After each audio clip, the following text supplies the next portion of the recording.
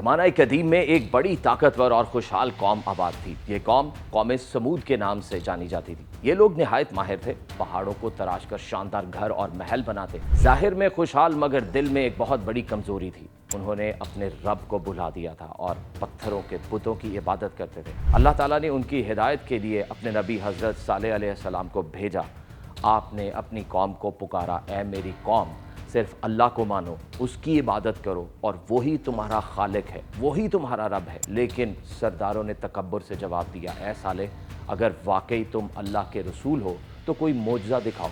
जब तक तुम्हारी सच्चाई का वाज़ेह सबूत नहीं देख लें, हम ईमान नहीं लाएंगे। उन्होंने ये शर्त रखी, उस पहाड़ से एक जिंदा ऊँटनी निकाल कर दिखाओ।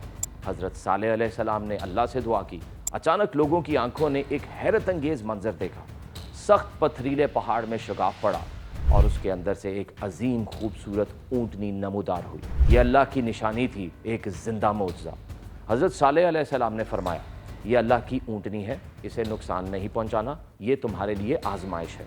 उसका हक है कि ये अल्लाह की ज़मीन पर जहाँ चाहे चर ले। पानी की तकसीम का ये उसूल है, एक दिन ये ऊँटनी पिएगी और दूसरे दिन तुम्हारे जानवर। लोग हैरान रह गए।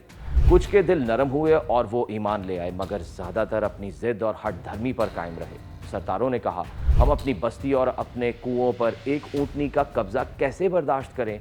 यूं नफ़रत और ज़िद बढ़ती गई। आखिरकार उन काफिरों ने एक खौफनाक साजिश की और अल्लाह की इस निशानी को यानी ऊँटनी को कत्ल कर डाला। कुरान कहता है, फिर उन्होंने ऊँटनी को मार डाला तो सालेह ने कहा, अपने घरों में 3 दिन और रह लो, ये वादा झूठा ना होगा। और फिर 3 दिन बाद अल्लाह का अजाब आया। जबरदस्त चीख और जलजले ने सब कुछ तहस नहस कर दिया। कौम समूद जो कल तक ताकत और गुरूर में डूबी थी, लम्हों में सफ़ाए हस्ती से मिटा दी गई। ये अंजाम था एक ऐसी कौम का जिसने अल्लाह की निशानी को झुठलाया और अपने नबी की बात को ठुकरा दिया।